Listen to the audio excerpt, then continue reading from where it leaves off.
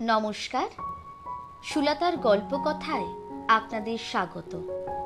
আজকের গল্প শ্রদ্ধেয় বিভূতিভূষণ বন্দ্যোপাধ্যায় রচিত কিন্নর দল।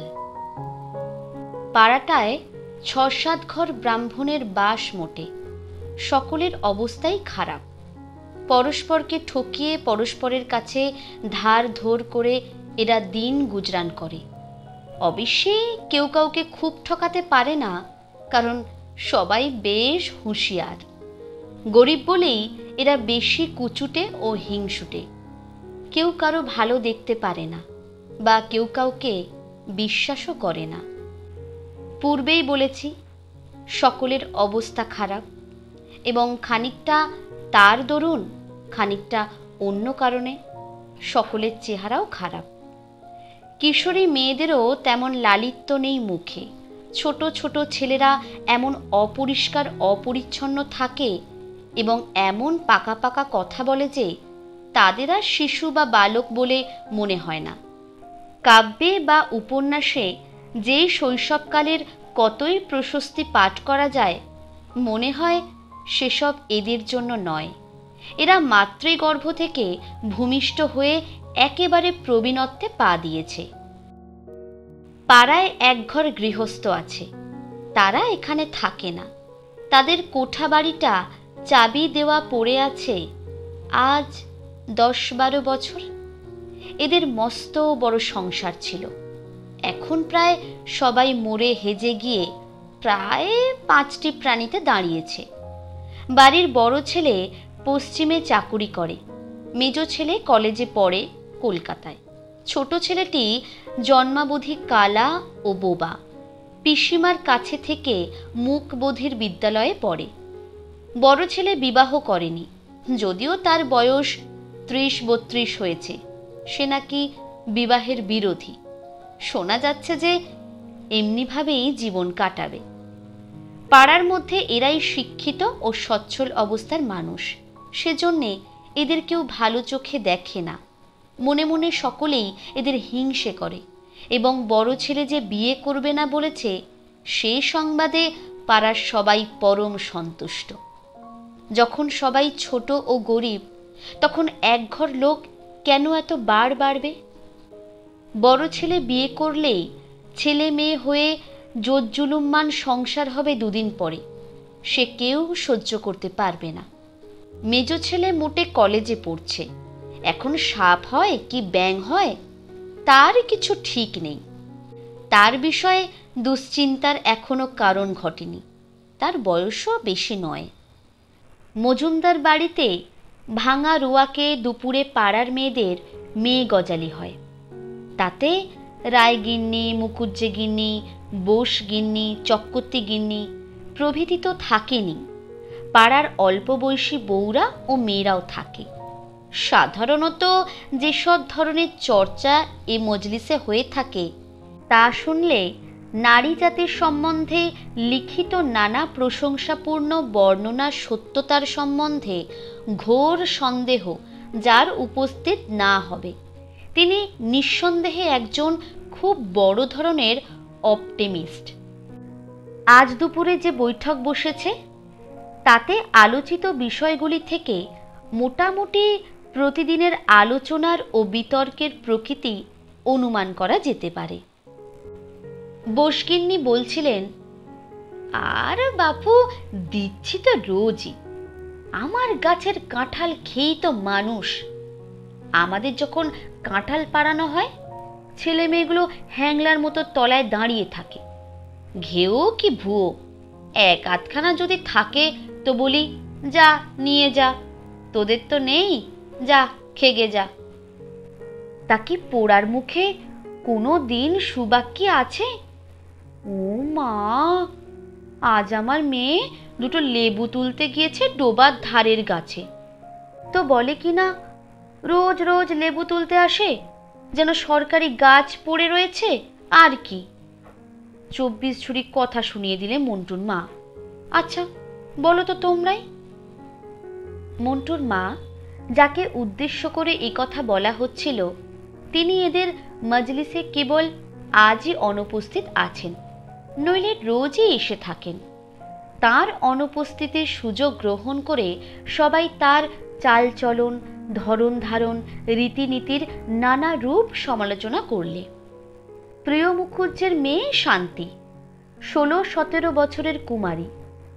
তার মায়ের বয়সী মন্টুর মার সম্বন্ধে অমনি বলে বসল, ও সে কথা আর বলো না খুড়িমা, কি ব্যাপক মেয়ে মানুষ ওই মন্টুর মা। ঢের ঢের মেয়ে মানুষ দেখেছি, অমন লঙ্কা পোড়া ব্যাপক যদি কোথাও দেখে থাকি, খুড়ে নমস্কার, বাবা বাবা। ছোট মেয়ের ওই জ্যাঠামি কথার জন্যে তাকে কেউ বকল না বা শাসন করলে না, বরং কথাটা সকলেই উপভোগ করলে। তারপর কথাটার স্রোত আরও কত দূর গড়াতো বলা যায় না। এমন সময় রায়বাড়ির বউ হঠাৎ মনে পড়ার ভঙ্গিতে বললে, ও হ্যাঁ, একটা মজার কথা শুনুনি বুঝি? শ্রীপতি যে বিয়ে করেছে, বর ঠাকুরের কাছে চিঠি এসেছে, শ্রীপতির মামা লিখেছে। সকলে সমস্বরে বলে উঠল, শ্রীপতি বিয়ে করেছে? তারপর সকলেই একসঙ্গে নানা রূপ প্রশ্ন করতে লাগলো, এই কোথায় কোথায়? কবে চিঠি এলো? তবে যে শুনলুম শ্রীপতি বিয়ে করবে না বলেছে। শ্রীপতি বিয়ের খবরে অনেকেই যেন একটু দমে গেল।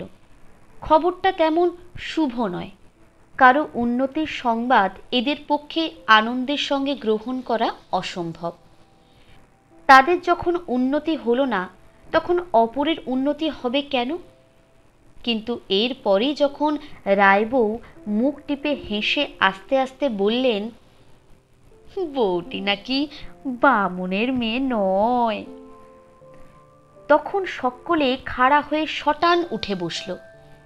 তাদের মনমরা ভাবটা এক মুহূর্তে কেটে গেল। একটা বেশ সরস ও মুখরোচক পরনিন্দা ও ঘোটের আভাস এরা পেলে রায়বউয়ের চাপা ঠোঁটের হাসি থেকে। শান্তি উৎসুক চোখে চেয়ে হাসি মুখে বললে, ভেতরে তাহলে অনেকখানি কথা আছে? বসগিন্নি বললে, তাই বল, নইলে এমনি কোথা কিছু নয়, শ্রীপতি বিয়ে করলে। এ কি কখনো হয়? কি জাত মেয়েটা, হিঁদু তো? অর্থাৎ তাহলে রগরটা আরো জমে। রায়বউ বললেন, হিঁদুই, মেয়েটা বদ্যির বামুন। এদেশে বৈদ্যকে বলে থাকে বদ্যির বামুন।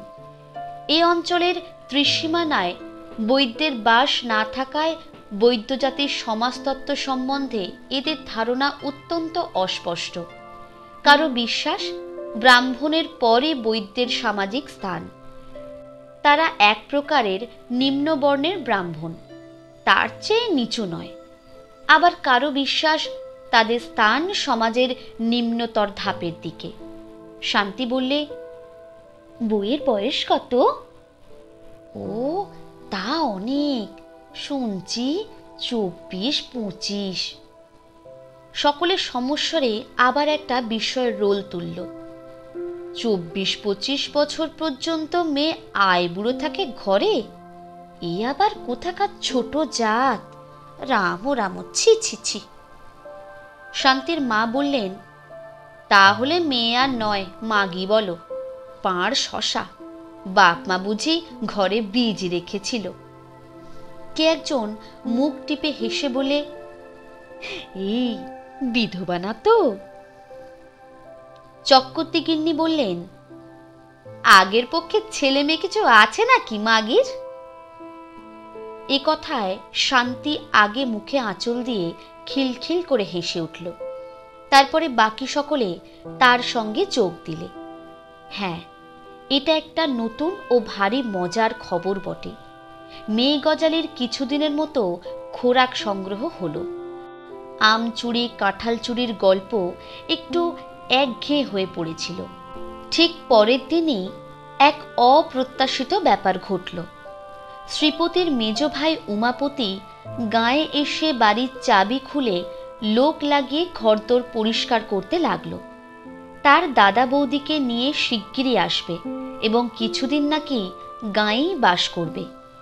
বৌদিদি পাড়াগা কখনো দেখেনি। গ্রামে আসবার তার খুব আগ্রহ। তার দাদাও কলকাতায় বদলি হবার চেষ্টা করছে। মেয়ে মজলিসে সবাই তো অবাক।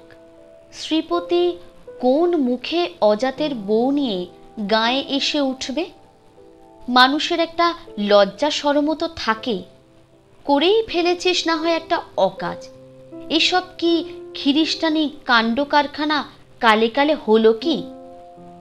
আর সে ধিঙ্গি মাগিটারই বা কি ভরসা যে ব্রাহ্মণদের মধ্যে ব্রাহ্মণ পাড়ায় বিয়ের বউ সেজে সে কোন সাহসেই বা আসবে? শ্রীপতি অবশ্যই বউ নিয়ে পৈতৃক বাড়িতে আসার বিষয়ে এদের মত জিজ্ঞাসা করেনি। একদিন একখানা নৌকা এসে গ্রামের ঘাটে দুপুরের সময় লাগলো এবং নৌকা থেকে নামলো শ্রীপতি, তার নববিবাহিতা বধূ, একটি ছোকরা চাকর ও দুটি ট্রাঙ্ক ও একটা বড় বিছানার মুঠ, একটা ঝুড়ি বোঝাই টুকিটাকি জিনিস। ঘাটে দু একজন যারা অত বেলায় স্নান করছিল তারা তক্ষুনি পাড়ার মধ্যে গিয়ে খবরটা সবাইকে বললে। তখন কিন্তু কেউ এলো না। অত বেলায় এখন শ্রীপতিদের বাড়ি গেলে তাদের খেতে বলতে হয়। অসময়ে এখন এসে তারা রান্না বান্না চড়িয়ে খাবে, সেটা প্রতিবেশী হয়ে হতে দেওয়া কর্তব্য নয়। কিন্তু সে ঝঞ্ঝাট ঘাড়ে করবার চেয়ে এখন না যাওয়াই বুদ্ধির কাজ। কিন্তু রাসু চক্রবর্তী আর প্রিয় মুখুজ্জের বাড়ির মেয়েরা অত সহজে রেহাই পেলেন না। শ্রীপতি নিজে গিয়ে একেবারে অন্তঃপুরের মধ্যে ঢুকে বললে, ও পিসিমা, ও বৌদিদি, আপনারা আমাদের বউকে হাত ধরে ঘরে না তুললে কে আর তুলবে? আসুন সবাই। বাধ্য হয়ে কাছাকাছির দু তিন বাড়ির মেয়েরা শাঁখ হাতে, জলের ঘটি হাতে নতুন বউকে ঘরে তুলতে এলেন। খানিকটা চক্ষু লজ্জায়, খানিকটা কৌতূহলে। মজা দেখবার প্রবৃত্তি সকলের মধ্যেই আছে। ছোট বড় ছেলে মেয়েরাও এলো অনেকে। শান্তি এলো, কমলা এলো, সরলা এলো। শ্রীপতিদের বাড়ির উঠোনে লিচু তলায় একটা মেয়ে দাঁড়িয়ে রয়েছে। দূর থেকে মেয়েটির ধপধপে ফর্সা গায়ের রং ও পরনের দামি সিল্কের শাড়ি দেখে সকলে অবাক হয়ে গেল। সামনে এসে আরও বিস্মিত হবার কারণ ওদের ঘটল মেয়েটির অনিন্দ সুন্দর মুখশ্রী দেখে। কি ডাগর ডাগর চোখ, কি সুকুমার লাবণ্য সারা অঙ্গ, সর্বোপরি মুখশ্রী অমন ধরনের মুখ এসব পাড়া গায়ে কেউ কখনো দেখেনি। সকলে আশা করেছিল গিয়ে দেখবে কালো কালো একটা মোটা মতো মাগি আধ ঘুমটা দিয়ে উঠোনের মাঝখানে দাঁড়িয়ে প্যাট প্যাট করে চেয়ে রয়েছে ওদের দিকে। কিন্তু তার পরিবর্তে দেখলে এক নিম্নমুখী সুন্দরী তরুণী মূর্তি। মুখখানি এত সুকুমার যে মনে হয় 16-17 বছরের বালিকা। বিকেলে ওপাড়ার নিতাই মুখুজ্জের বউ ঘাটের পথে চক্রবর্তী গিন্নিকে জিজ্ঞাসা করলেন, কি দিদি, শ্রীপতির বউ দেখলে নাকি? কেমন দেখতে? চক্রবর্তী গিন্নি বললেন, না, দেখতে বেশ ভালোই। চক্রবর্তী গিন্নির সঙ্গে শান্তি ছিল।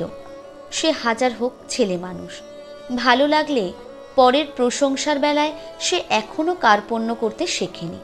সে উচ্ছ্বসিত সুরে বলে উঠল, চমৎকার খুড়িমা, একবার গিয়ে দেখে আসবেন, সত্যি অদ্ভুত ধরনের ভালো। নিতাই মুখুজ্জের বউ পরের এতখানি প্রশংসা শুনতে অভ্যস্ত ছিলেন না। বুঝতে পারলেন না শান্তি কথাটা ব্যঙ্গের সুরে বলছে না সত্যিই বলছে। বললেন, কিরকম ভালো? এবার চক্রবর্তী গিন্নি নিজেই বললেন, না, বউ যা ভেবেছিলাম তা নয়, বউটি সত্যি দেখতে ভালো। আর কেনই হবে না বলো, শহরের মেয়ে, দিন রাত সাবান ঘষছে, পাউডার ঘষছে, তোমার আমার মতো রাঁধতে হতো, বাসন মাজতে হতো, তো দেখতাম চেহারায় কত জৌলস বজায় রাখে। এই বয়সে তো দূরের কথা, তার বিগত যৌবন দিনেও অজস্র পাউডার সাবান ঘষলেও যে কখনো তিনি শ্রীপতির বউয়ের পায়ের নখের কাছে দাঁড়াতে পারতেন না, চক্রবর্তী গিন্নির সম্বন্ধে শান্তির এ কথা মনে হলো, কিন্তু চুপ করে রইল সে। বিকেলে এ পাড়ায় ও পাড়ায় মেয়েরা দলে দলে বউ দেখতে এলো। অনেকেই বললে এমন রূপসী মেয়ে তারা কখনো দেখেনি। কেবল হরিচরণ রায়ের স্ত্রী বললেন, 8 বছর তারকেশ্বরে যাবার সময় ব্যান্ডেল স্টেশনে তিনি একটি বউ দেখেছিলেন, সেটি এর চেয়েও রূপসী। মেয়ে মজলিসে পরদিন আলোচনার একমাত্র বিষয় দাঁড়ালো শ্রীপতির বউ।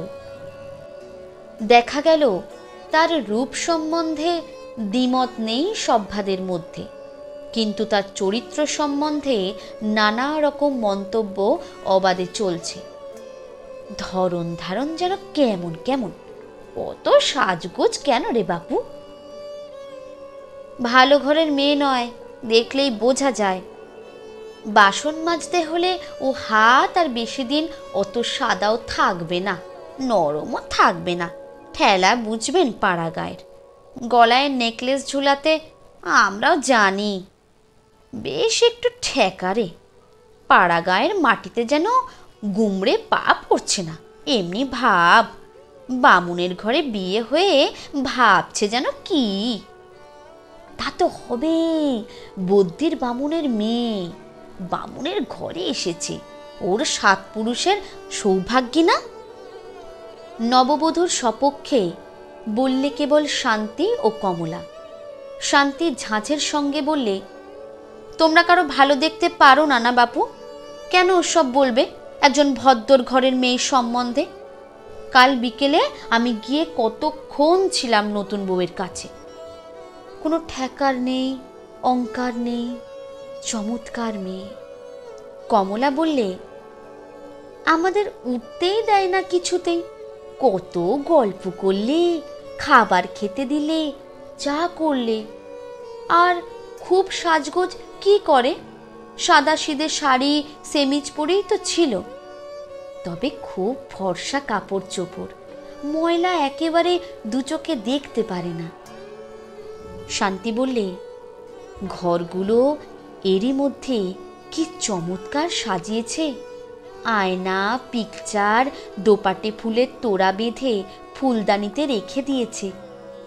শ্রীপতিদার বাপের জন্মে কখনো অমন সাজানো ঘরদোরে বাস করেনি, ভারী ফিটফাট গোছানো বউটি। দিন 2 পরে ডোবার ঘাটে নববধূকে এক রাশ বাসন নিয়ে নামতে দেখে সকলে অবাক হয়ে গেল। চারিদিকে বনে ঘেরা ঝুপসি অন্ধকার ডোবাটা যেন মেয়েটির স্নিগ্ধ রূপের প্রভায় এক মুহূর্তে আলো হয়ে ওঠে। এ কথা যারা তখন ডোবার অন্যান্য ঘাটে ছিল সবাই মনে মনে স্বীকার করলে। দৃশ্যটাও যেন অভিনব ঠেকল সকলের কাছে। এমন একটা পচা এঁদো জঙ্গলে ভরা পাড়া গায়ে ডোবার ঘাটে সাধারণত কালো কালো আধময়লা শাড়ি পরা শ্রীহীনা ঝিবৌ বা ত্রিকালোত্তীর্ণা পৌরা বিধবাদের গামছা পরিহিতা মূর্তিই দেখা যায় বা দেখার আশা করা যায়। সেখানে এমন একটি আধুনিক ছাদে খোপা বাঁধা ফর্সা শাড়ি ব্লাউজ পরা রূপকথার রাজকুমারীর মতো রূপসী নবযৌবনা বধূ সজনে তলার ঘাটে বসে ছাই দিয়ে নিটোল সুগৌর হাতে বাসন মাজছে। এ দৃশ্যটা খাপ খায় না, সকলের কাছেই এটা খাপ ছাড়া বলে মনে হলো। পৌরারাও ভেবে দেখলেন গত 20-30 বছরের মধ্যে এমন ঘটনা ঘটেনি এই ক্ষুদ্র ডোবার ইতিহাসে। রায়পাড়ার একটি পৌরা বললেন, আহা, বউ তো নয়, যেন পীরতি মেয়ে, কিন্তু অত রূপ নিয়ে কি এই ডোবায় নামে বাসন মাজতে? না ও হাতে কখনো ছাই দিয়ে বাসন মাজা অভ্যেস আছে? হাত দেখেই বুঝেছি।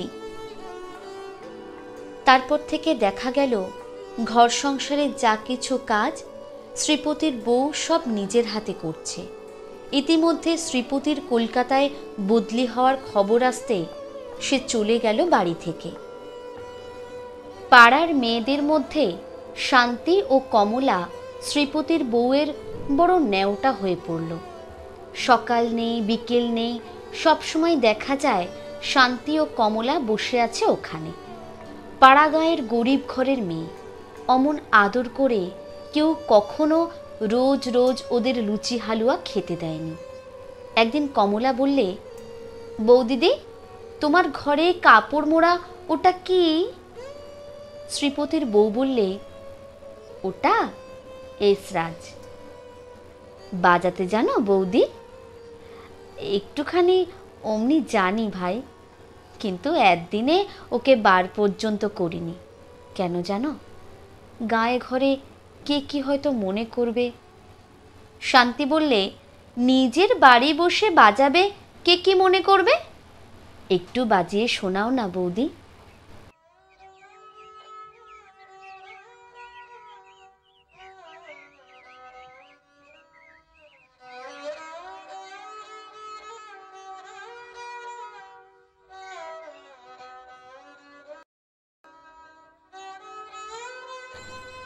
একটু পরে রায়গিন্নি ঘাটে যাবার পথে শুনতে পেলেন শ্রীপতির বাড়ির মধ্যে কে বেহালা না কি বাজাচ্ছে, চমৎকার মিষ্টি।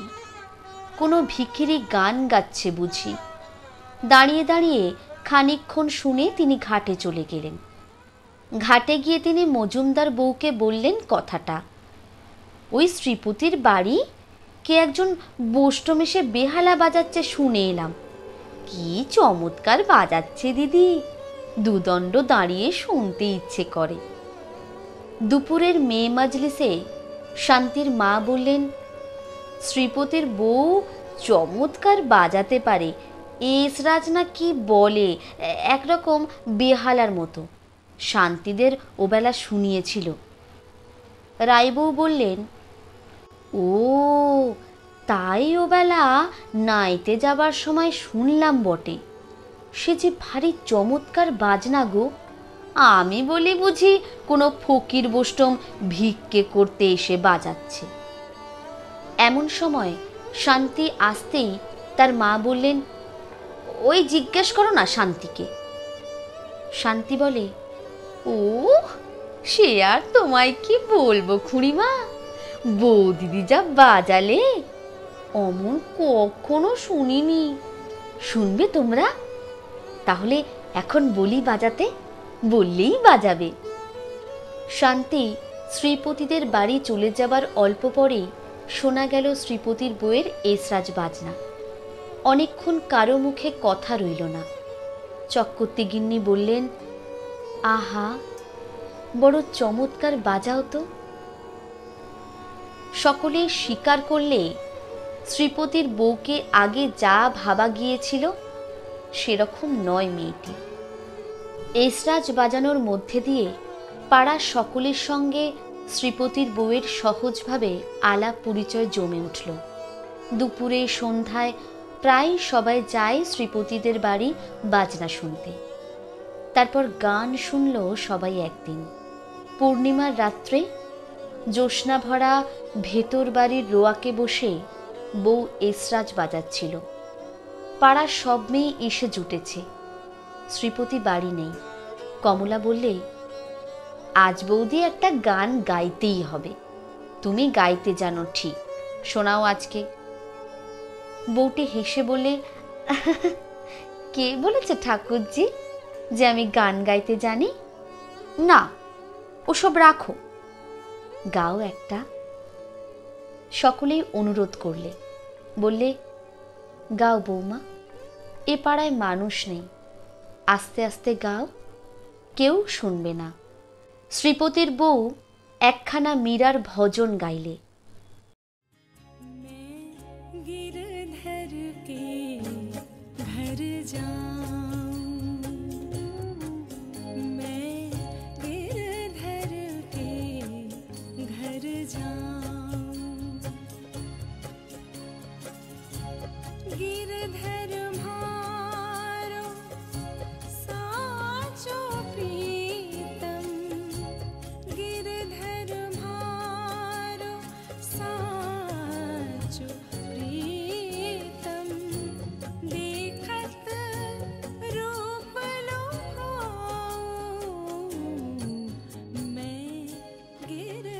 গায়িকার চোখে মুখে কি ভক্তিপূর্ণ তন্ময়তার শোভা ফুটে উঠল গানখানা গাইতে গাইতে। শান্তি একটা গন্ধরাজ আর টগরের মালা গেঁথে এনেছিল বৌদিকেই পরাবে বলে। গান গাইবার সময় সে আবার সেটা বৌদির গলায় আলগোছে পরিয়ে দিলে। সেই জ্যোৎস্নায় সাদা সুগন্ধি ফুলের মালা গলায় রূপসী বউয়ের মুখে ভজন শুনতে শুনতে মন্টুর মার মনে হলো এই মেয়েটি সেই মীরাবাই, অনেককাল পরে পৃথিবীতে আবার নেমে এসেছে, আবার সবাইকে ভক্তির গান গাইয়ে শোনাচ্ছে। মন্টুর মা একটু একটু বাইরের খবর রাখতেন। যাত্রায় একবার মীরাবাই পালা দেখেছিলেন তার বাপের বাড়ির দেশে। তারপর আর একখানা হিন্দি গান গাইল বউ। এরা অবশ্যই কিছু বুঝলেন না, তবে তন্ময় হয়ে শুনলেন বটে। তারপর একখানা বেহাগ বাংলা গান। এবার সকলে শুয়ে পড়ল। শান্তির চোখ দিয়ে জল পড়তে লাগলো। অনেকে দেখলে বউয়েরও চোখ দিয়ে জল পড়ছে গান গাইতে গাইতে। রূপসী গায়িকা একেবারে যেন বাহ্য জ্ঞান ভুলে গিয়েছে গানের তন্ময় হয়ে। সেদিন থেকেই সকলে শ্রীপতির বউকে অন্য চোখে দেখতে লাগলো। ওর সম্বন্ধে ক্রমে উচ্চ ধারণা করতে সকলে বাধ্য হলো আরও নানা ঘটনায়। পাড়া গাঁয়ে সকলেই বেশ হুঁশিয়ার, এ কথা আগেই বলেছি। ধার দিয়ে সে যদি এক খুচি চাল কি দুপলা তেলও হয়, তার জন্যে 10 বার তাগাদা করতে এদের বাঁধে না। কিন্তু দেখা গেল শ্রীপতির বউ সম্পূর্ণ দিলদরিয়া মেজাজের মেয়ে। দেবার বেলায় সে কখনো না বলে কাউকে ফেরায় না, যদি জিনিসটা তার কাছে থাকে। একেবারে সে মুক্ত হস্ত সে বিষয়ে।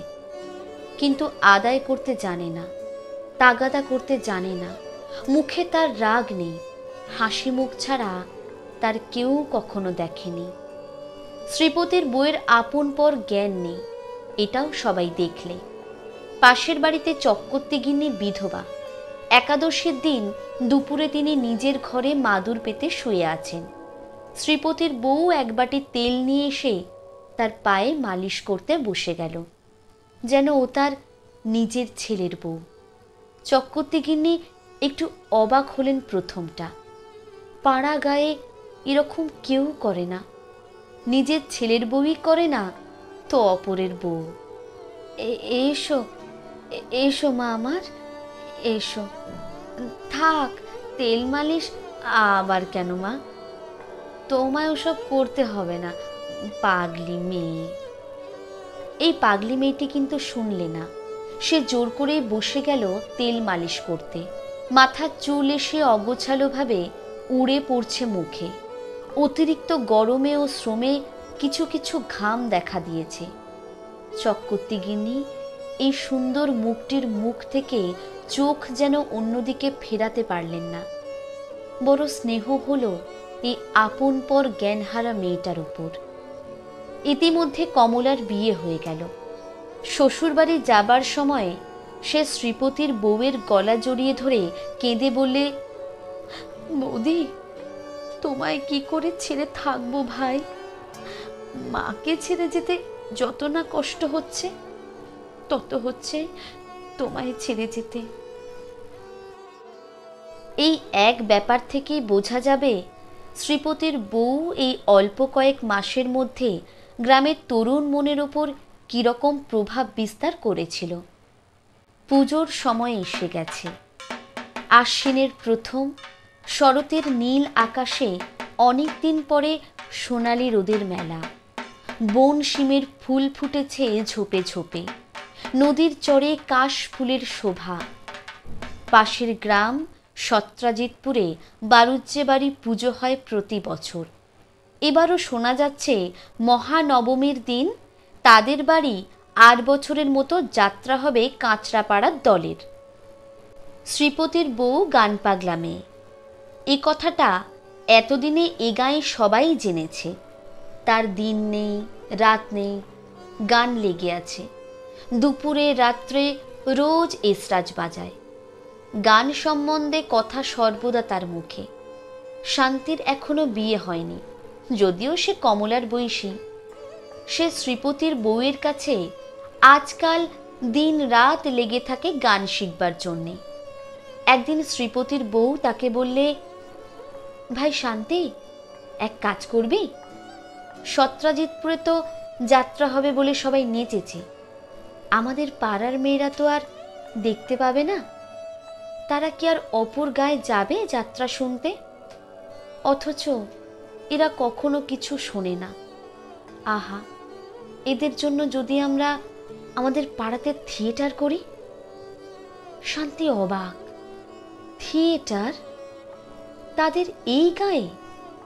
থিয়েটার জিনিসটার নাম শুনেছে বটে সে, কিন্তু কখনো দেখেনি। বললে, কি করে করবে বৌদি? কি যে তুমি বলো, তুমি একটা পাগল। শ্রীপতির বউ হেসে বললে, সেসব বন্দোবস্ত আমি করব এখন, তোকে ভেবে মরতে হবে না, দেখ না কি করি। সপ্তাহখানেক পরে শ্রীপতি যেমন শনিবারের দিন বাড়ি আসে তেমনি এলো। সঙ্গে 3টি বড় মেয়ে ও 2টি ছোট মেয়ে ও 4-5টি ছেলে। বড় মেয়ে 3টির 16-17 এমনি বয়স, সকলেই ভারী সুন্দরী। ছোট মেয়ে 2টির মধ্যে যেটির বয়স বছর 13, সেটি তত সুবিধের নয়, কিন্তু যেটির বয়স আন্দাজ 10, তাকে দেখে রক্তমাংসের জীব বলে মনে হয় না, মনে হয় যেন মোমের পুতুল। ছেলেদের বয়স 15-র বেশি নয় কারো, সকলেই সুবেশ, পরিষ্কার পরিচ্ছন্ন। শান্তির মা এবং চক্রবর্তী গিন্নি তখন সেখানে উপস্থিত ছিলেন। শ্রীপতির বউ ওদের দেখে ছুটে গেল রুয়াক থেকে উঠানে নেমে। উচ্ছ্বসিত আনন্দে সুরে বললে, এই যে রমা, পিন্টু, তারা, এই যে শিবু, আয় আয় সব, কেমন আছিস? ওহ, কতদিন দেখিনি তোদের। রমা বলে 16-17 বছরের সুন্দরী মেয়েটি ওর গলা জড়িয়ে ধরলে। সকলেই ওকে প্রণাম করে পায়ের ধুলো নিলে। দিদি, কেমন আছিস ভাই? একটু রোগা হয়ে গেছিস দিদি। ওহ, কতদিন যে তোকে দেখিনি। দাদাবাবু যখন বললে তোর এখানে আসতে হবে, আমরা তো আহিরিটোলাতে মিউজিক কম্পিটিশন ছিল, নাম দিয়েছিলাম, ছেড়ে চলে এলাম। মেয়েগুলির মুখ, রং ও গড়ন শ্রীপতির বউয়ের মতো। রমা তো একেবারে হুবহু ওর মতো দেখতে, কেবল যা কিছু বয়সের তফাৎ। জানা গেল মেয়ে দুটির মধ্যে রমা ও তার ছোট সতী এবং ছেলেদের মধ্যে 12 বছরের ফুটফুটে ছেলে শিবু শ্রীপতির বউয়ের আপন ভাই বোন। বাকি সবাই কেউ খুড়তো, কেউ জারতো ভাই বোন। ক্রমে আরও জানা গেল শ্রীপতির বউ এদের চিঠি লিখিয়ে আনিয়েছে থিয়েটার করানোর জন্য। পাড়ার সবাই রূপ দেখে অবাক। এসব পাড়া গায়ে অমন চেহারার ছেলে মেয়ে কেউ কল্পনাই করতে পারে না। 10 বছরের সেই ছেলেটির নাম পিন্টু। সে শান্তির ন্যাওটা হয়ে গেল। সে আবার সাঁতার দেবার নীল রঙের পোশাক এনেছে, সিক্ত নীল পোশাক, সুগৌর দেহ।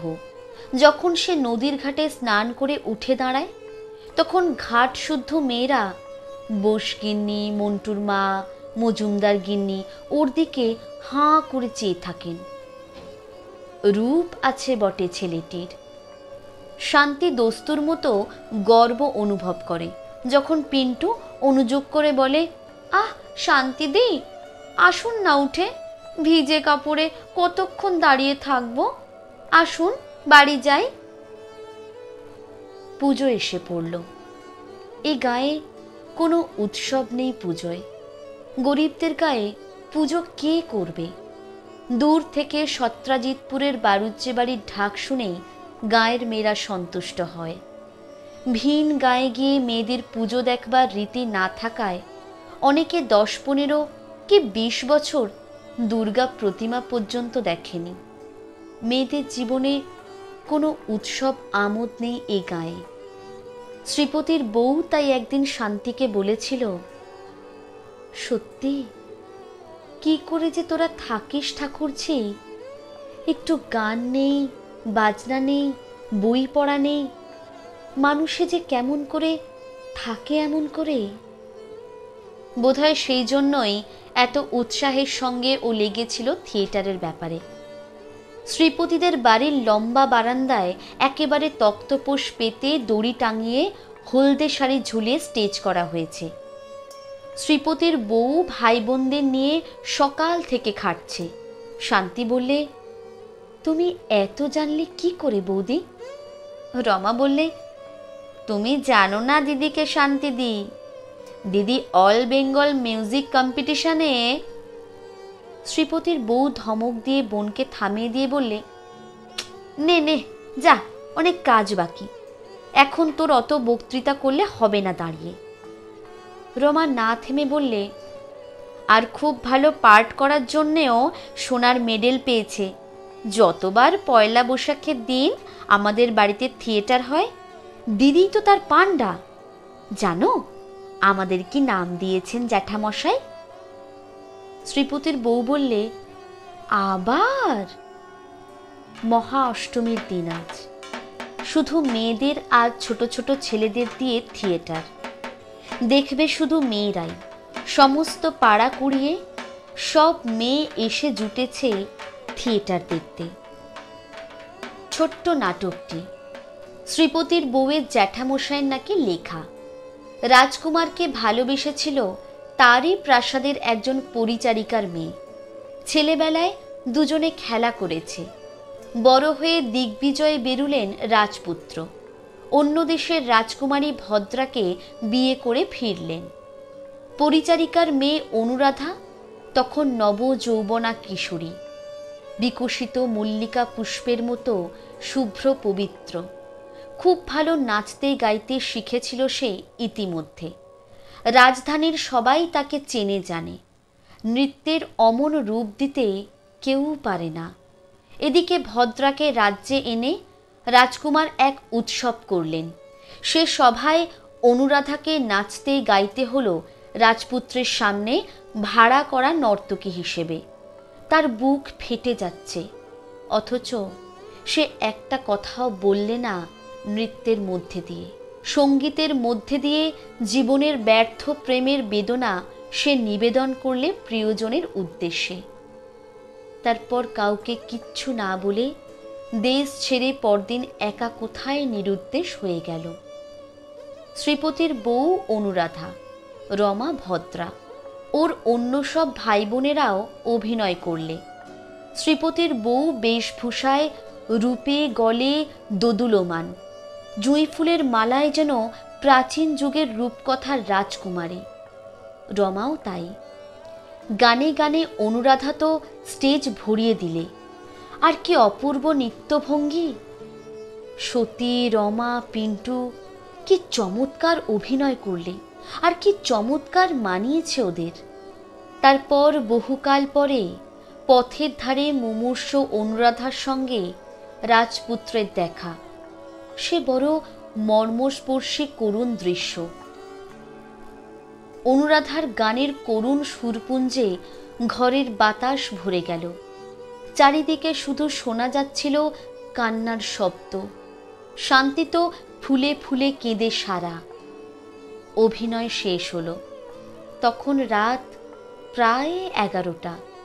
গ্রামের মেয়েরা কেউ বাড়ি চলে গেল না। তারা শ্রীপতির বউকে ও রমাকে অভিনয়ের পর আবার দেখতে চায়। শ্রীপতির বউ ও তার ভাই বোনদের রান্নাঘরে নিয়ে গিয়ে চক্কতি গিন্নি ও শান্তির মা ও মন্টুর মা খেতে বসে দিলেন। আর ওদের চারিধার দিয়ে পাড়ার যত মেয়ে। ও পাড়ার রাম গাঙ্গুলির বউ বললে, বৌমা যে আমাদের এমন তা তো জানি নে। ও মা, এমন জীবনে তো কখনো দেখিনি।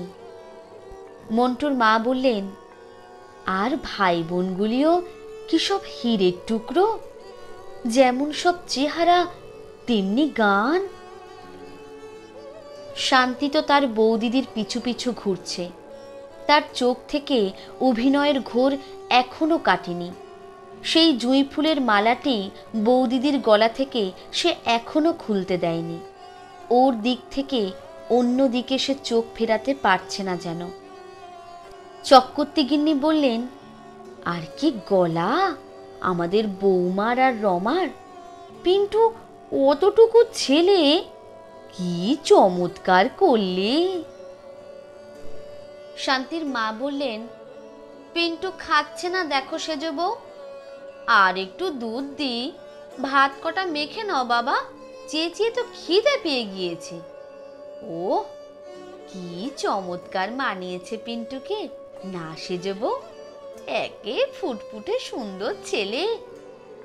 শ্রীপতির বউ হাজার হোক ছেলে মানুষ, সকলের প্রশংসায় সে এমন খুশি হয়ে উঠল যে খাওয়াই হলো না তার। সলজ্জ হেসে বললে, জ্যাঠামশাই আমাদের বলেন কিন্নর দল, এখন ওই নামে আমাদের। রমা হেসে ঘাড় দুলিয়ে বললে, নিজে যে বললে দিদি, আমি বলতে যাচ্ছিলুম, আমায় তবে ধমক দিলে কেন তখন? তারা বললে, নামটি বেশ, কিন্নরদল না? আমাদের শ্যামবাজারের পাড়ায় কিন্নরদল বলতে সবাই চেনে। রমা বললে কৃত্রিম গর্বের সঙ্গে, প্রায় এক ডাকে চেনে। হুম হুম। তারপর এই রূপবান বালক বালিকার দল সকলে একযোগে হঠাৎ খিলখিল করে মিষ্টি হাসি হেসে উঠল। সতী হাসতে হাসতে বললে, বেশ নামটি, কিন্নরদল না? এমন একদল সুশ্রী চেহারার ছেলে মেয়ে, তার উপর তাদের এমন অভিনয় করার ক্ষমতা, এমন গানের গলা, এমন হাসি খুশি মিষ্টি স্বভাব, সকলেরই মনোহরণ করবে তারার আশ্চর্য কি। মন্টুর মা ভাবলেন, কিন্নর দলই বটে। ওদের খেতে খেতে হাসি গল্প করতে মহাষ্টমীর নিশি প্রায় ভোর হইল। শ্রীপতির বউ বললে, আসুন, বাকি রাতটুকু আর সব বাড়ি যাবেন কেন, গল্প করে কাটানো যাক।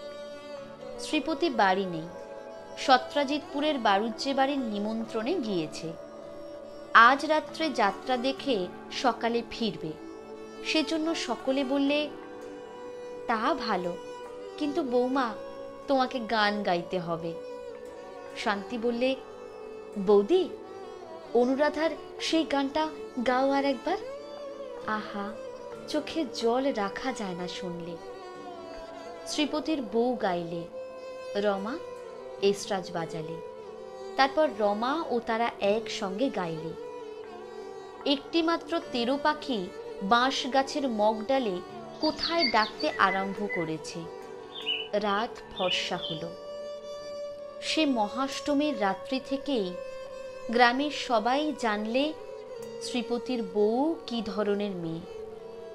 কেবল তারা জানলে না যে শ্রীপতির বউ প্রতিভাশালী গায়িকা, সত্যিকারের আর্টিস্ট। সে ভালোবেসে শ্রীপতিকে বিয়ে করে এই পাড়া গাঁয়ের বসবাস মাথায় করে নিয়ে নিজের উচ্চাকাঙ্ক্ষা ছেড়েছে। যশের আশা, অর্থের আশা, আর্টের চর্চা পর্যন্ত ত্যাগ করেছে। তবু গানের ঝোঁক ওকে ছাড়ে না, ভূতে পাওয়ার মতো পেয়ে বসে। দিনরাত তাই ওর মুখে গান লেগেই আছে। তাই আজ মহাষ্টমীর দিন সেই নেশার টানেই এই অভিনয়ের আয়োজন করেছে। শান্তি কিছুতেই ছাড়তে চায় না ওকে, বলে, তুমি কোথাও যেও না বৌদিদি, আমি মরে যাব, এখানে তিষ্ঠুতে পারবো না। শান্তি আজকাল শ্রীপতির বউয়ের কাছে গান শেখে, গলা মন্দ নয়, এবং এদিকে খানিকটা গুণ থাকায় সে এরই মধ্যে বেশ শিখে ফেলেছে। কিছু কিছু বাজাতেও শিখেছে। গান বাজনায় আজকাল তার ভারী উৎসাহ। শ্রীপতির বউ তো গান বাজনা যদি পেয়েছে, আর বড় একটা কিছু চায় না। শান্তির সঙ্গীত শিক্ষা নিয়েই সে সব সময় মহা ব্যস্ত। অঘ্রাণ মাসের দিকে বউয়ের বাড়ি থেকে চিঠি এলো। রমা কি হয়ে হঠাৎ মারা গিয়েছে। শ্রীপতি কলকাতা থেকে সংবাদটা নিয়ে এলো। শ্রীপতির বউ খুব কান্নাকাটি করলে। পাড়া শুদ্ধ সবাই চোখের জল ফেললে ওকে সান্ত্বনা দিতে এসে। শান্তি সব সময় বৌদির কাছে কাছে থাকে আজকাল। তাকে একদিন শ্রীপতির বউ বললে, জানিস শান্তি, আমাদের কিন্নরের দল ভাঙতে শুরু করেছে। রমাকে দিয়ে আরম্ভ হয়েছে। আমার মন যেন বলছে। শান্তির বুকের ভেতরটা ছ্যাঁত করে উঠল। ধমক দিয়ে বললে, থাক ওসব কি যে বলো বৌদি। কিন্তু শ্রীপতির বউয়ের কথাই খাটল। সে ঠিকই বলেছিল। শান্তি ঠাকুরজি, কিন্নরের দলে ভাঙন ধরেছে। রমার পরে ফাল্গুন মাসের দিকে গেল পিন্টু বসন্ত রোগে। তার আগেই শ্রীপতির বউ মাঘ মাসে বাপের বাড়ি গিয়েছিল। শ্রাবণ মাসের প্রথমে প্রসব করতে গিয়ে সেও গেল। এই সংবাদ গ্রামে যখন এলো, শান্তি তখন সেখানে ছিল না। সেই বৈশাখ মাসে তার বিবাহ হওয়াতে সে তখন ছিল মেরিটি বানপুর, ওর শ্বশুর বাড়িতে। গ্রামের অন্যান্য সবাই শুনলে। অনাত্মীয়ের মৃত্যুতে খাঁটি অকৃত্রিম শোক এরকম এর আগে কখনো এ গায়ে করতে দেখা যায়নি। রায় গিন্নি, চক্রবর্তী গিন্নি, শান্তির মা, মন্টুর মা কেঁদে ভাসিয়ে দিলেন। মেয়েটি কোথা থেকে দুদিনের জন্য এসে তার গানের সুরের প্রভাবে সকলের অকুরণ কুটিলভাবে পরিবর্তন এনে দিয়েছিল। সে পরিবর্তন যে কতখানি এই সময়ে গাঁয়ের মেয়েদের দেখলে বোঝা যেত। ওদের চক্রবর্তী বাড়ির দুপুরবেলার আড্ডায়, স্নানের ঘাটে শ্রীপতির বউয়ের কথা ছাড়া অন্য কথা ছিল না। চক্রবর্তী গিন্নির শোক পেয়েছিলেন সকলের চেয়ে বেশি। শ্রীপতির বউয়ের কথা উঠলেই তিনি চোখের জল সামলাতে পারতেন না। বলতেন, দুদিনের জন্য এসে মা আমার কি মায়াই দেখিয়ে গেল। আমার পেটের মেয়ে অমন কখনো করেনি। আহা, আমার পুরা কপাল, সে কখনো এ কপালে টেকে? মন্টুর মা বলতেন, সে কি আর মানুষ? দেবী অংশে ওসব মানুষ জন্মায়। নিজের মুখে বলতো হেসে হেসে, আমরা কিন্নর দল খুঁড়িমা। সাপভ্রষ্ট কিন্নরই তো ছিল। যেমন রূপ, তেমনি স্বভাব, তেমনি গান। ও কি আর মানুষ মা? কথা বলতে বলতে মন্টুর মার চোখ দিয়ে ঝরঝর করে জল পড়ত। এসবের মধ্যে কেবল কথা বলতো না শান্তি। তার বিবাহিত জীবন খুব সুখের হয়নি। ভেবেছিল বাপের বাড়ি এসে বৌদিদির সঙ্গে অনেকখানি জ্বালা জুড়বে। পুজোর পরে কার্তিক মাসের প্রথমে বাপের বাড়ি এলে সে সব শুনেছিল। বৌদিদি যে তার জীবন থেকে কতখানি হরণ করে নিয়ে গিয়েছে তা এরা কেউ জানে না। মুখে সেসব পাঁচজনের সামনে ভ্যাজ ভ্যাজ করে বলে লাভ কি? কি বুঝবে লোকে? বছর দুই পরে একদিনের কথা। গায়ের মধ্যে শ্রীপতির বউয়ের কথা অনেকটা চাপা পড়ে গিয়েছে। শ্রীপতিও অনেক দিন পরে আবার গ্রামের বাড়িতে যাওয়া আসা করছে, শনিবারে কিংবা ছুটি ছাটাতে। শ্রীপতিদের বাড়ি থেকে শান্তিদের বাড়ি বেশি দূর নয়, দুখানা বাড়ির পরেই। শান্তি তখন এখানেই ছিল।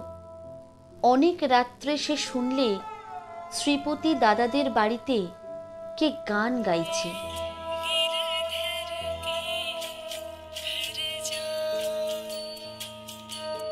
ঘুমের মধ্যে গানের সুর কানে যেতেই সে ধর্মর করে বিছানার উপর উঠে বসল। এ কার গলা? ওর গা শিউরে উঠল। ঘুমের ঘোর এক মুহূর্তে ছুটে গেল। কখনো সে ভুলবে না জীবনে এ গান, এ গলা। সেই প্রথম পরিচয়ের দিন ওদের রোয়াকে জ্যোৎস্না রাত্রে বসে এই গানটাই বৌদিদি প্রথম গেয়েছিল। সেই অপূর্ব করুণ সুর, গানের সুরের প্রতি মোচড়ে যেন একটি বিষণ্ণ আকাঙ্ক্ষার প্রাণঢালা আত্মনিবেদন। এ কি আর কারো গলার? ওর কুমারী জীবনের আনন্দভরা দিনগুলির কত অবসর প্রহর যে এ কণ্ঠের সুরে মধুময়। ও পাগলের মতো ছুটে ঘরের বাড়ি এসে দাঁড়ালো। রাত অনেক, কৃষ্ণা তৃতীয়া চাঁদ মাথার ওপর পৌঁছেছে। ফুটফুটে শরতের জ্যোৎস্নায় বাঁশবনের তলা পর্যন্ত আলো হয়ে উঠেছে, ঠিক যেন 3 বছর আগেকার সেই মহাষ্টমীর রাত্রির মতো।